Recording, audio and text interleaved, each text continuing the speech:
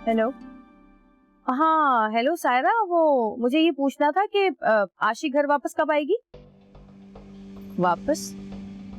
कहाँ से? अरे बाहर से, बाहर गई है ना? कहाँ बाहर गई है? मुझे क्या पता कहाँ गई है, तुम्हें नहीं पता?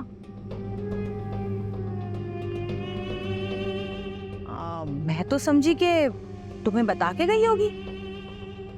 मुझे कैसे पता होगा? मैं तो बुटीक में हूँ ना।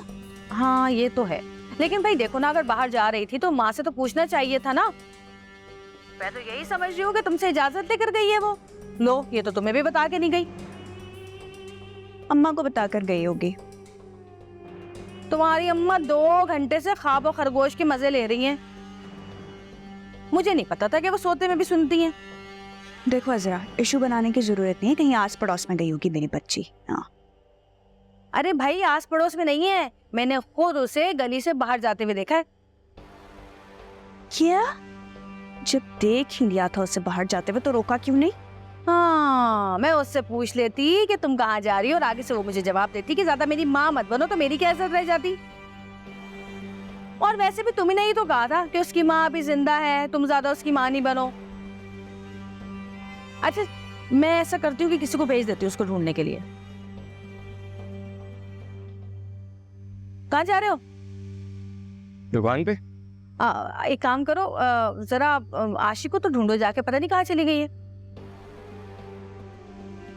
क्यों, वो कहाँ चली गई? रहने दो, किसी को भेजने की जरूरत नहीं है, मैं खुद ही पता करा लूंगी, ठीक है? अरे तुम कैसे पता करोगी? उसके पास कौन सा फोन पड़ा हुआ है? ठीक है, मैं घर आती हूँ और फिर मैं देखती हूँ उस मसले को।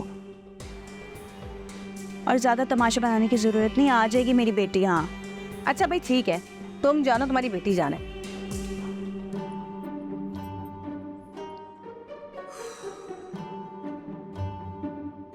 क्या हुआ इजरा भाभी? आशी गायब है, पता नहीं कहाँ चली गई बगैर बताए। खैर तुम छोड़ो, दफा करो, तुम जाओ अपनी दुकान पे जाओ।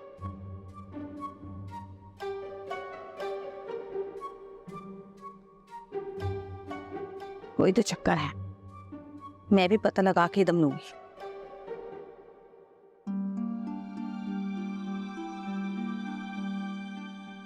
क्या हुआ, किसका फोन था? कुछ नहीं, अजरा का था। वो आशी कहीं आस पड़ोस में चली गई तो परेशान हो रही थी, बस इसलिए। अच्छा।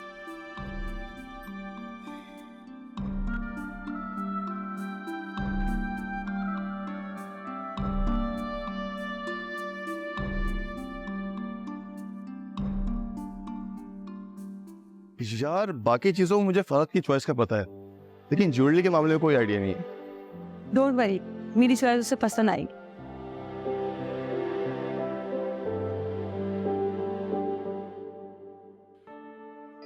हाँ बेटा, क्या आते हो? अब जी ये बेचनी है।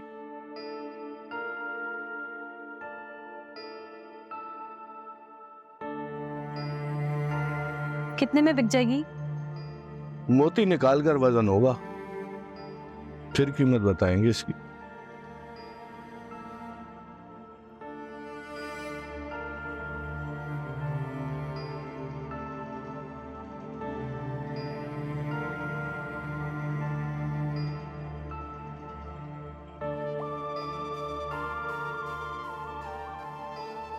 ₹20,000 होंगे।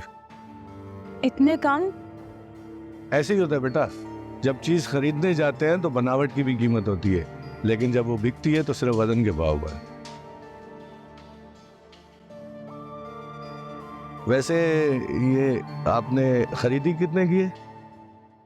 ये तो मुझे नहीं पता, दरअसल मुझे ये मंगनी में मिली थी। समन?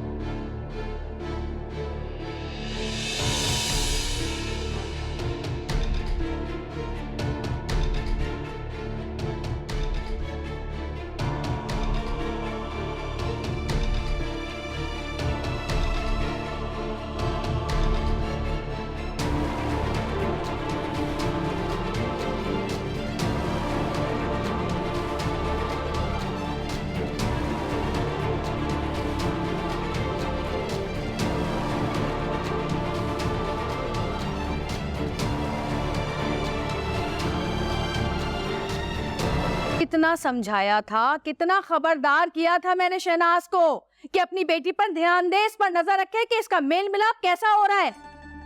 लेकिन नहीं, उसने नहीं देखा कि उसकी बेटी का मेल मिलाप किन लोगों के साथ है। और अब भुगतो नतीजा सोबत का। मेरी बात सुनो समन, तुम प्लीज रोना तो बंद करो।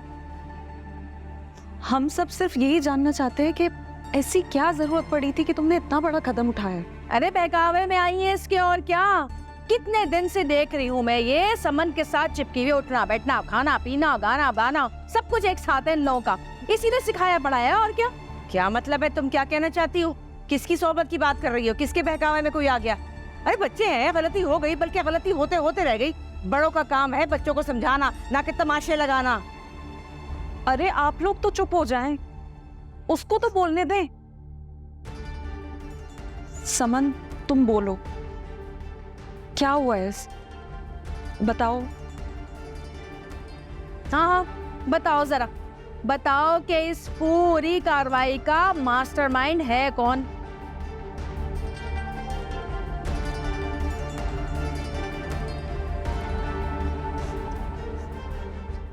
किसी की कोई गलती नहीं है। रिंग बेचने का डिसीजन मेरा ना था।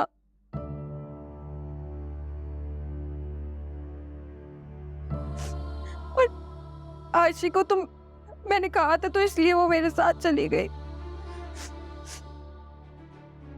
मगर सवाल अब भी वही है कि तुमने ऐसा किया क्यों?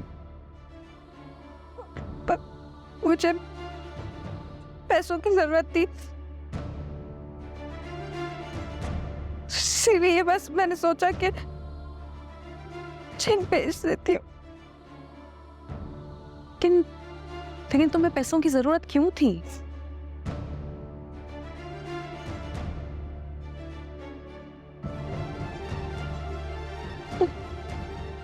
दरअसल मुझे नए फोन लेने के लिए।